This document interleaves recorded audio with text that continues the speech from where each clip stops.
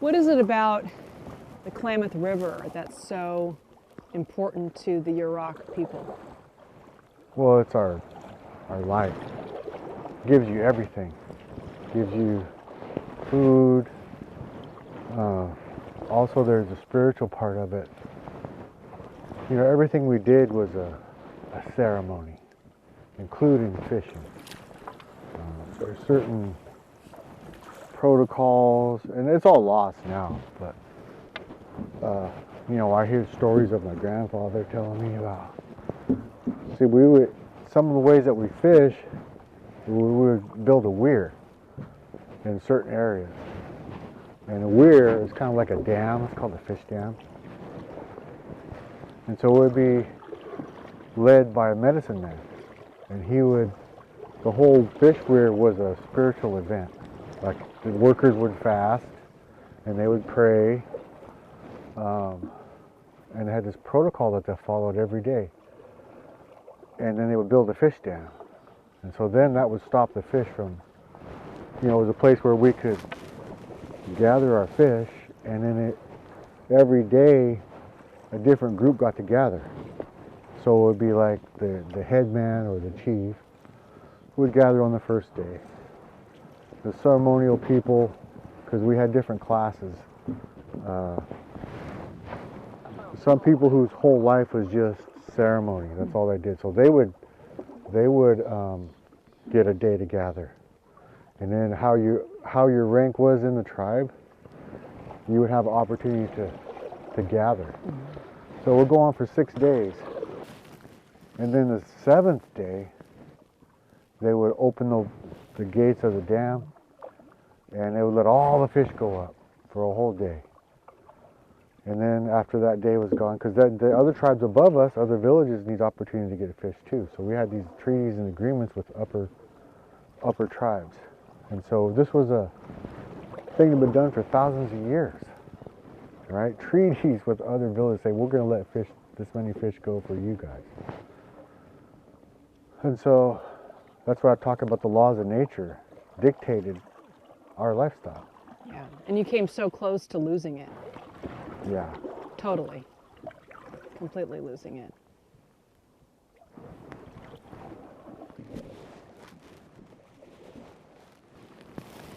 You know, it was pretty impactful to see you speak at the MMIP conference. Can you tell us a little bit about what happened to your daughter? Well, my daughter was in a domestic violence relationship. We've all been affected by domestic violence in one way or another. And we had separated because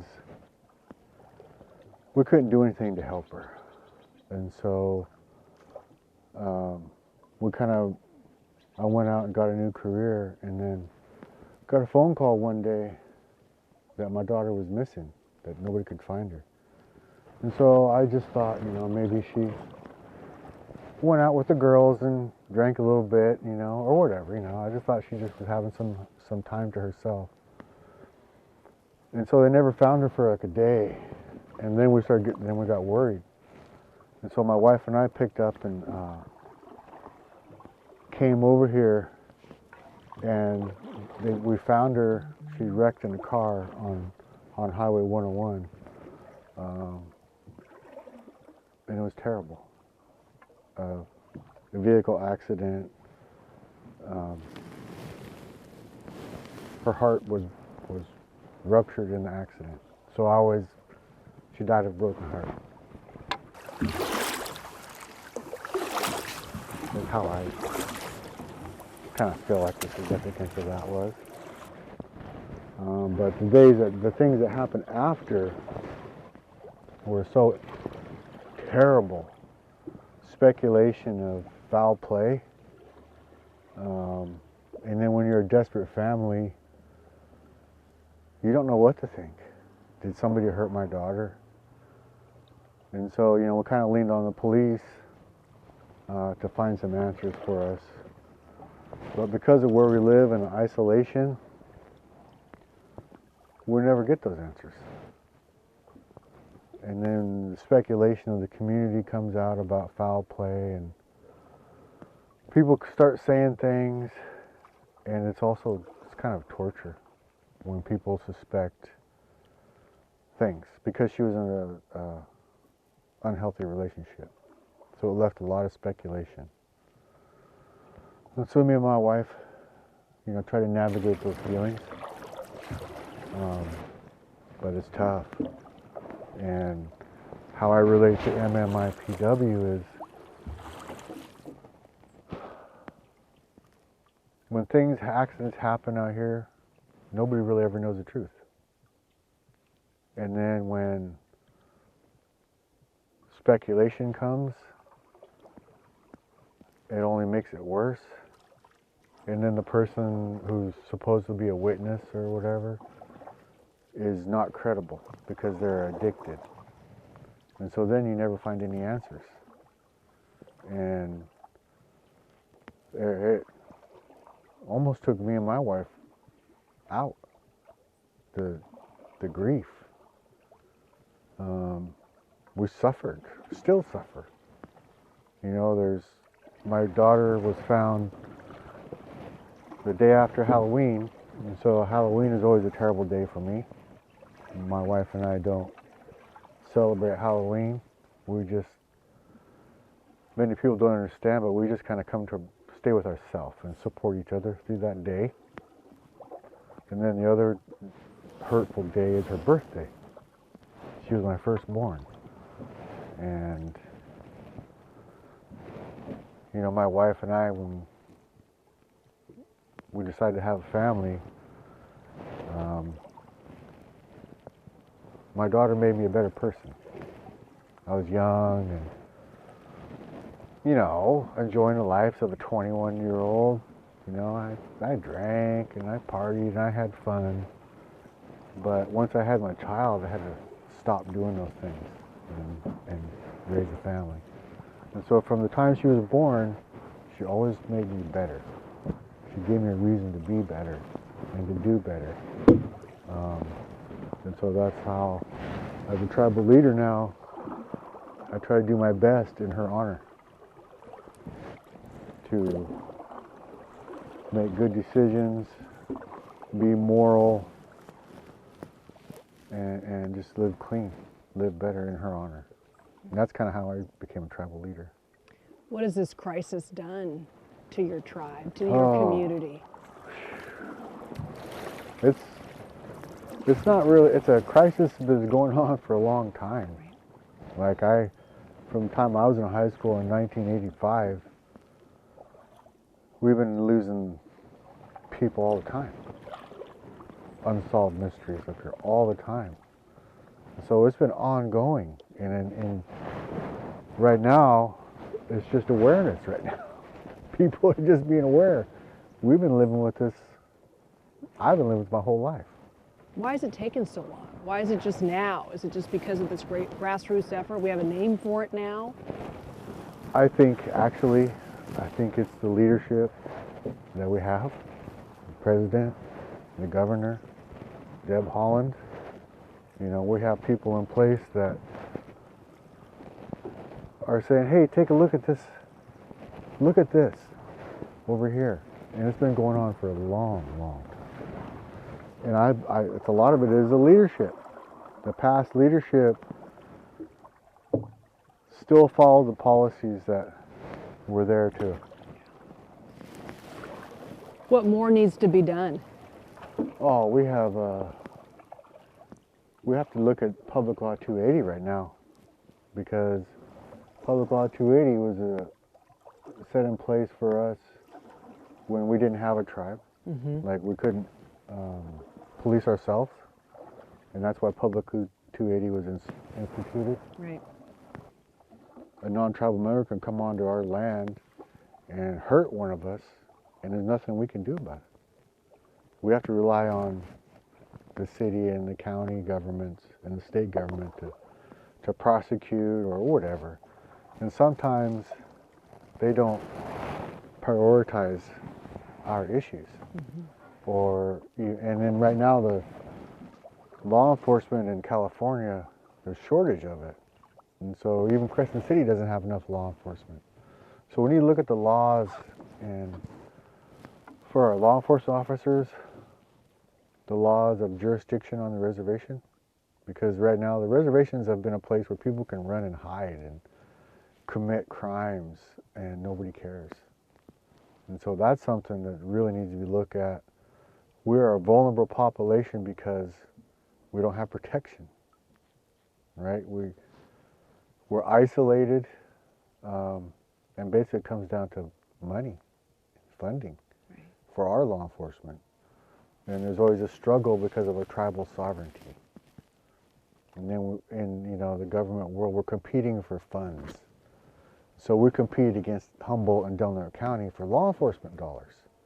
And so it created this division between us, right? They need all the money they need for their community, and we need money for our community, and there's not enough. Right. And I can imagine every single time you talk about this, you can't help but think of your daughter. Yeah. But more, I think about her children. My granddaughter, her daughter. I have 2 granddaughters. I have nieces and aunties and sisters that I think about, the ones that are here that we still need to protect. About the loss I incurred got me on this path, but now trying to create something better for the young ones coming up. I think that's what that's all we can do now, is try to make something better for the younger people. You mentioned that your daughter died of a broken heart. Mm-hmm. Are you living with a broken heart? Yeah.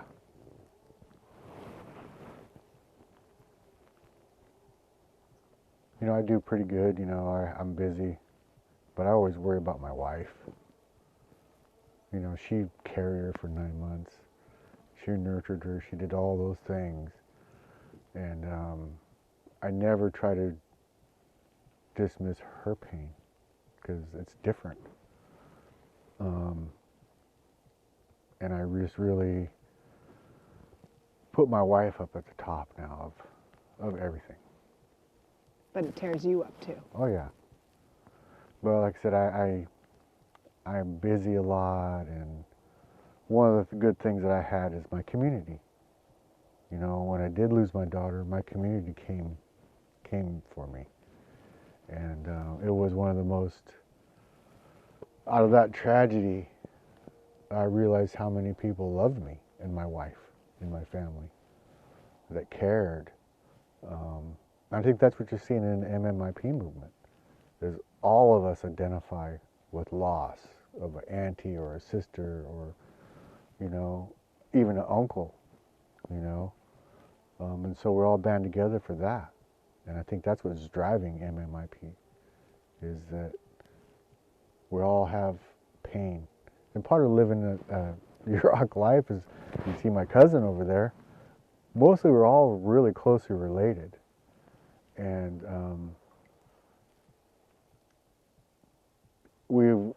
since we're such a small community, whenever we lose somebody, it hurts us. And a lot of other white communities don't understand it, because like their family's back east somewhere, or their family's in Texas or whatever. Us are all here. We're all here together. Most of us try not to leave, and so we feel these pains deep in our community, especially when we lose an elder. Somebody that spent a lifetime in making us better, and their safety net, and then all of a sudden they're gone. And then we have to scramble around and figure it out ourselves. Yeah, it's a loss to the community, but also you're a dad. Mm-hmm. You're not supposed to lose your babies. And it's sudden. You could never imagine. I'm a part of this club now of a broken heart. Right? I belong to this group of people that have to live with a broken heart. And I get around, because I have a lot of my peers have lost children too. There's a lot of us. And so there's this special kind of relationship that comes when we've lost a child. I understand you on a whole different level now. And it's not a proud club to be a part of, but I think we support each other, you know, because we have waves and waves of grief that come over you. In the beginning, you're just numb, and it's just grief and depression. But then as you try to make your way out of it, the waves kind of go away, you know, and you're able to live a little bit, and then it continues to grow. But you never know when that wave of grief is going to come over you, you know. Like, you know, we talk about it now, it kind of brings it up again. And then when I see another family going through it, it brings it up again. But we just try to, you have to live still, you know. And there's a time in my life when I didn't want to, because I lost a child. And I looked at a homeless person before, during the main part of my grief, and I thought, man, they're lucky. They don't have to deal with bills or car payments or house payments, or I just thought, man, they had the great life. And that was at the lowest of my low. Because reality was too hard. Yeah, it was just too tough. And then, you know, my wife and I were struggling.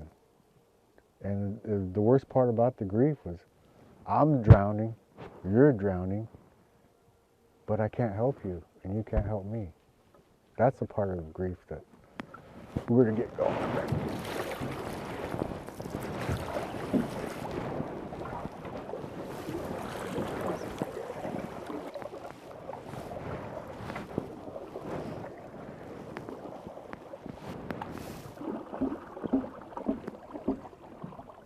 So I'm going to talk to the Risling family later on today. They're suffering a similar loss, although theirs is not final yet. Yeah. What would you want to tell the Risling family? Is there any kind of comfort or... Oh, that's hard, because I don't think you can. There isn't. The only comfort that I think of you could share with them is just hold each other tight and be there for each other, because that's really all you can do. There's no words that can make you feel better. There isn't any, and that's a reality that my wife and every other family lives with every day. There's no words. So when I encounter other people that suffer loss, I really don't offer them anything, because I know there's nothing I can say that can alleviate any of that. And that's terrible, because we all live in a society where if I want relief, I can take a pill or smoke a cigarette, or now, you know, cannabis or whatever. But for grief, there is no pill. There's nothing you can take that'll alleviate that pain.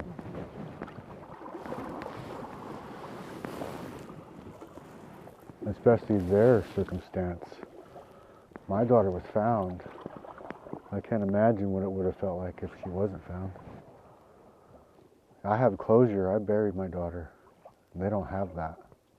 And not only that, the speculation of foul play has to hurt even more.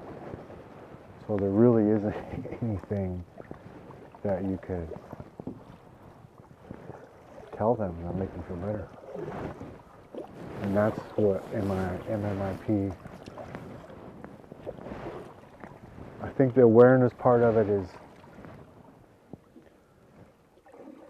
what I always talk about is the value of an indigenous life. Right? What is that value? Some people out there think we should just die and go away. And that's part of why we need this awareness, that we're people too. And there's this essence of colonization that still lingers And, you know, if we go away and we quit crying around about all the tragedies that happen to us, that it'll all go away. But we're not going away. You know, you think about us that are left here. We come from people that fight. People that fight. And that's what's left, is the people that fight. And especially our women. You know, you talk about MMIP. You know, I'll share the story my grandmother told me. My grandmother used to teach me lessons all the time. And she would share stories with me, like I told you about the canoe. Her mother was born in 1865. And she died in, I think, 1962. But she passed these stories along to my grandmother, and she talked about back in the day when the soldiers were occupying this place, our women, see, they would gather every day, right? Firewood or acorns, or they're always, you know, this life, gathering life, it goes on all the time. There's no break. You don't get to have no me time. And so she told me that the women back in the days of the soldiers couldn't leave the fort, or they couldn't be caught out gathering by themselves, or they'd be raped. And so I was like, Grandma, why are you telling me that? Well, now look, it's serving me now. This story that I'm telling you is a story that's been going on for 150 years. And our women, I have such an appreciation for women, how strong they are. My wife, my mother-in-law, my mother, all the women. If you looked across our tribe, you know, we've got women with PhDs now, judges, lawyers, geneticists, and it's just like, man, that's a testament of strength and resiliency to be able to accomplish that as an indigenous woman. And I think some of the hardships that they faced drives them even more to succeed, right? And like my wife, she takes care of me, has been for 33 years, and she works, takes care of the children, and takes care of me, and doesn't complain, you know? And I'm come from a family of women. I have 4 sisters. I'm the only boy. I'm a mama's boy. And then I was raised by my grandmother. And so I have this appreciation for women. And now that I do a lot more research as a tribal leader now, I read history. And some of the stories are horrible what our women had to go through. Get beat up, abused, domestic violence, and then they would kill their child, their baby. We got stories, accounts of soldiers beating our babies up against a post, trying to kill them. A baby. And so I just know how strong they are. And that's passed down. That becomes part of your DNA, I think. Hey, my mother-in-law and my mom, they are freaking tough. And this life makes you tough. You know, my sisters can all fish. We're training our little ones to fish, to be fishermen. And we take it serious. Like, we're not out here for fun. We do it serious. It's a whole process. And so now I finally, at this point in my life, I'm blessed to be born a Yurok. It took me a lot of years to feel that way. That this hard life I was given, it's going to mean for something. I'm going to make it better for the people underneath me. People are going to come after me. To do what I can. And hopefully when I'm done as a tribal leader, that I will have made life better for people in the future, 3 or 4 generations, hopefully. Yeah.